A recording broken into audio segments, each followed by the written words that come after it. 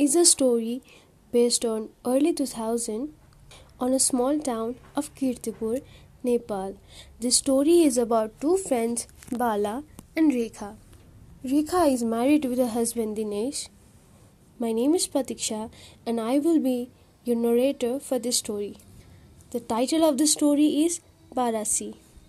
Dinesh rushed his wife into the hospital after she started crying with pain. At the hospital, Dinesh holds her hand tightly, panting with fear. "We will make it through," he says. He leaves the room praying for his wife to survive. She lies in bed, semi-conscious. She sees this recurring dream for the fifth time today. In the dream, there is a lovely white lamb standing out against the fresh green grass, innocent and completely harmless. The lamb doesn't move a bit and stares at her. She notices the eyes full of stories. The stare makes her feel uncomfortable and insecure. She tries to run away, but her body feels paralyzed. She tries to move her leg, but is stuck with this view. She wakes up crying from her sleep. This could be her third miscarriage. The pressure to bear a son is more, but her family at this point is okay with any child she gets. Dinesh, her husband, is okay without a child, but Rekha badly wants a kid. She feels this is the only way to release this feeling of uneasiness from her body. She often feels uneasy and tired. She lives with a constant need to release energy from her body. Her husband Dinesh really loves her, but finds it difficult to keep up with her. He sometimes wishes if she was never part of his life. Rekha, on the other hand, feels discouraged to live and wants her husband to know the truth before she dies.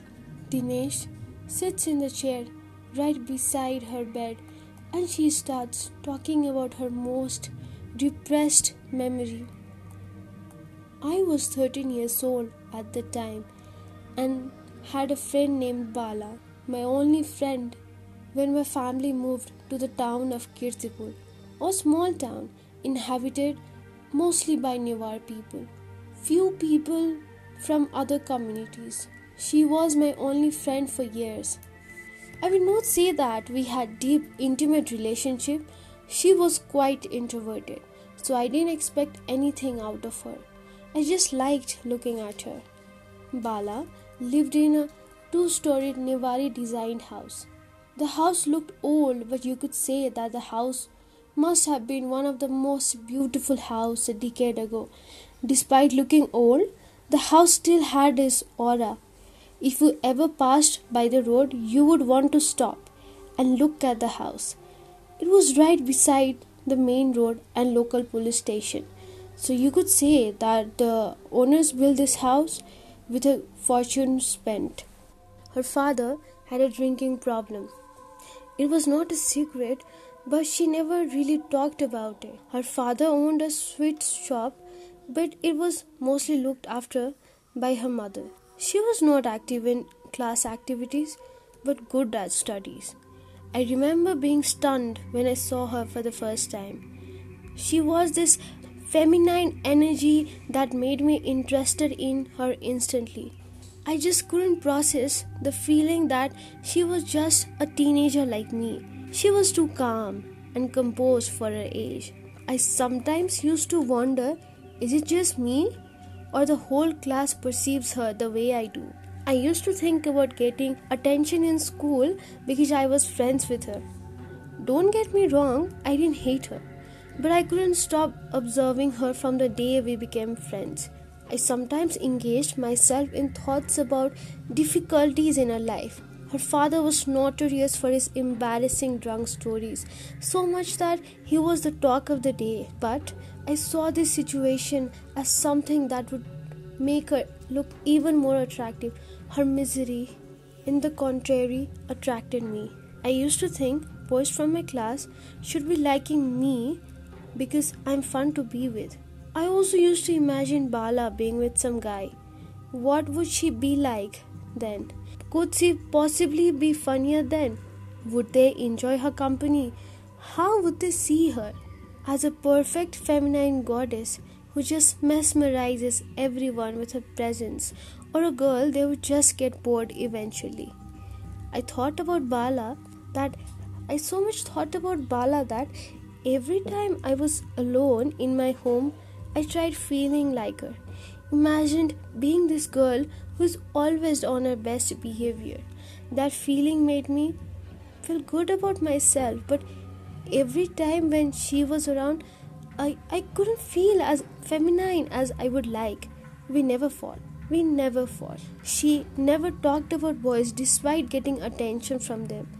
I used to think, whom does she share her deep feelings with? Has she ever experienced attraction? Was she ever attracted to any guy before? Am I wrong for getting attracted to boys? Why can't she talk about boys? Months passed like this, and one day she told me she would not be coming to school for 12 days.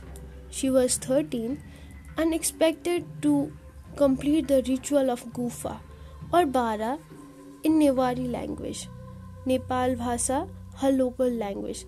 Despite not keeping Bara, I knew what Bara was about. You might probably know gufa depicts the transition of a girl child into an adolescent and hence must compulsorily be carried out before the girl starts her period. In those 12 days, young pre-pubescent girl were groomed for their upcoming pubescent life. She would be marrying the sun after the completion of gufa, her husband forever. And since the sun never dies and would protect her from bad people and omens, it was going to be very important and auspicious occasion in her life. While avoiding the sun, she would also be avoiding male members.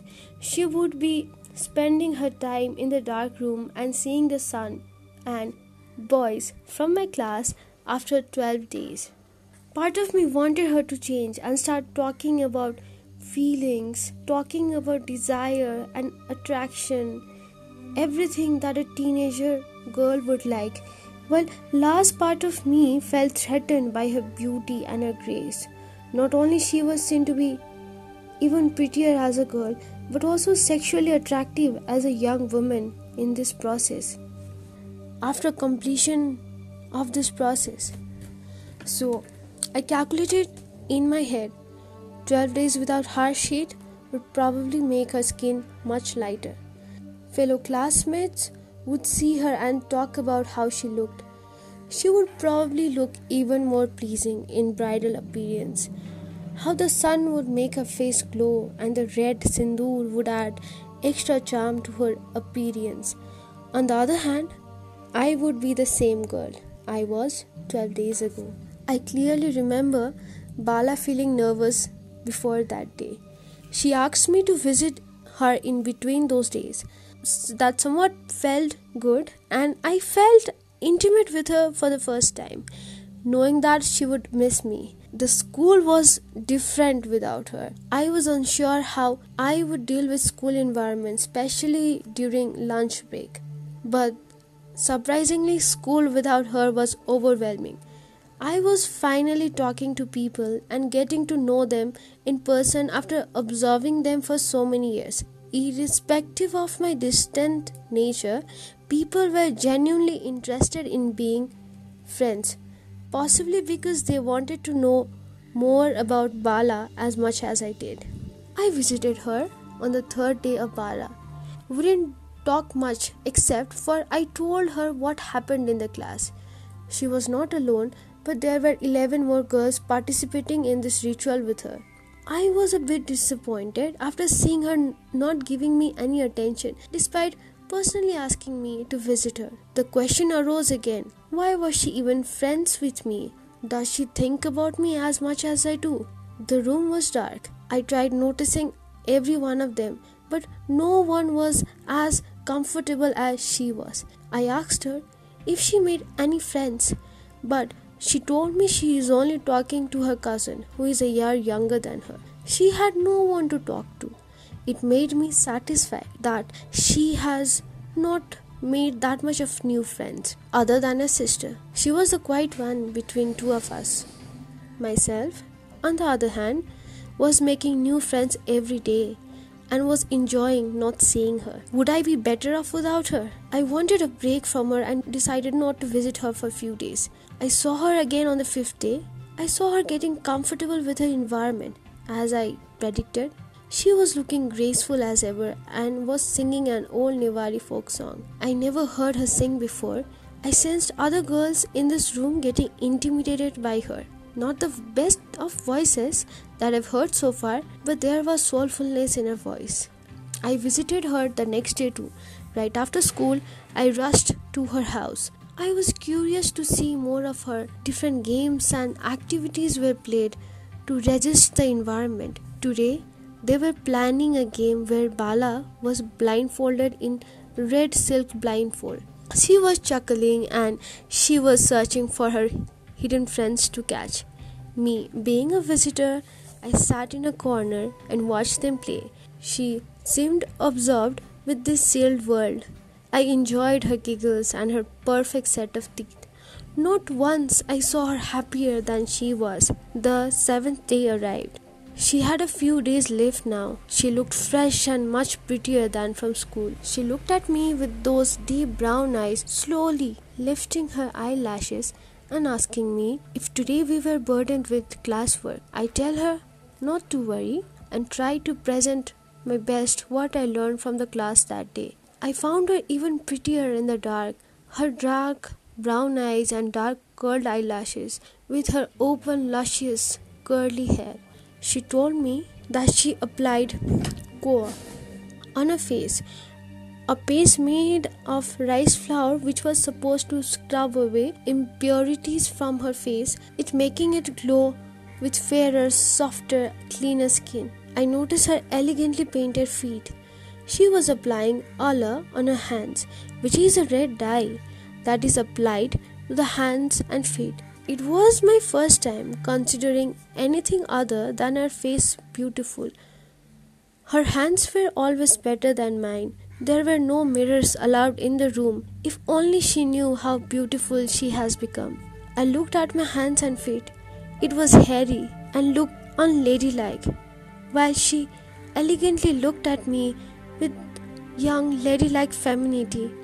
My lips did not move, but my mind was in fear with the threat. Not only she was gracefully dealing with the environment, she was also enjoying oneself in the activity of grooming. The hands that I thought were not that hairy and pretty enough started looking hairy to me. I could not handle what was happening around me. I was threatened by her presence and was too afraid to face the future consequences. I wanted to stop thinking about her. I wanted everything to end. It was getting difficult to act normal around her with so many thoughts going in my head. I stood up and left. I ran my way back home crying. I wanted this day to end and I tried to start a new fresh day. I ran my way back home crying. I wanted this day to end and I tried to start a new fresh day tomorrow again. The next day at school children were waiting for the teacher to arrive. So the class was noisy at that time. I suddenly hear the sound of someone breathing heavily on my left ear. I get frightened and ask my classmates if they too heard that sound. No one said they did. It was very strange, but I ignored it, thinking it was all inside my head. I had decided to see Bala on the last day, the day she would finish Bara. As soon as I finished my school and went home, I started looking for my mother. My mother was standing in front of the mirror and chopping her hair off. I panicked and ran towards her. She was almost bald, with few strands of her hair left in her head. I was still unsure what was happening around me. That night while I was sleeping, I hear a girl crying.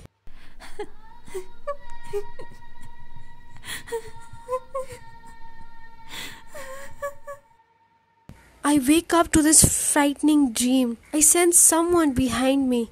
I look back and I see my father with teeth wide open staring at me the whole time.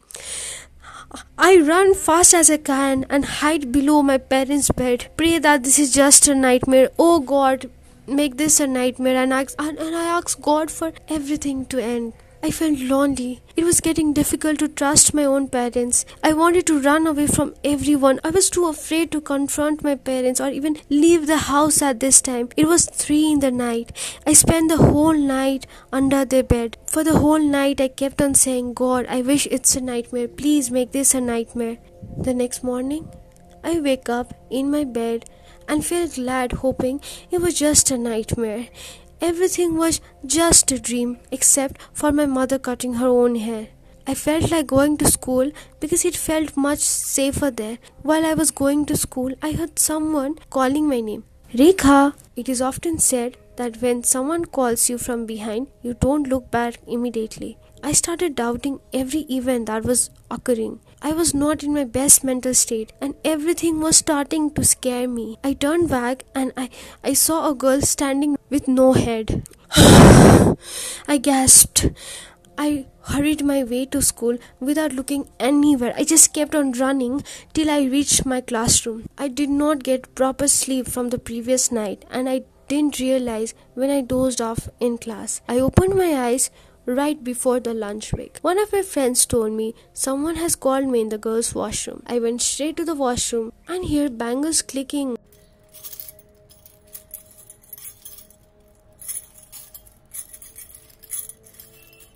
It was unusual to hear the sound in school, and in spite of the time, which was lunch break, there was no one other than me in the washroom. I called as if anyone was there.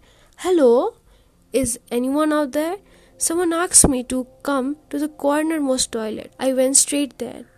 As I opened the door, I saw blood all over the commode. I did not get frightened this time. I sensed someone there, and in my mind, I decided to plan everything inside my head and not show any sort of reaction. I needed someone to talk at this point. My parents were themselves acting weird, and anyone who didn't know me well enough would not believe me. I just needed someone to understand me, to trust me. Every moment was getting harder. I was traumatized and I had no one to talk to. Why didn't you visit Bala then? You could have talked to her, Dinesh asked. Yes, you're right, but I couldn't visit her. Why? Dinesh interrogates. Because I saw this vision.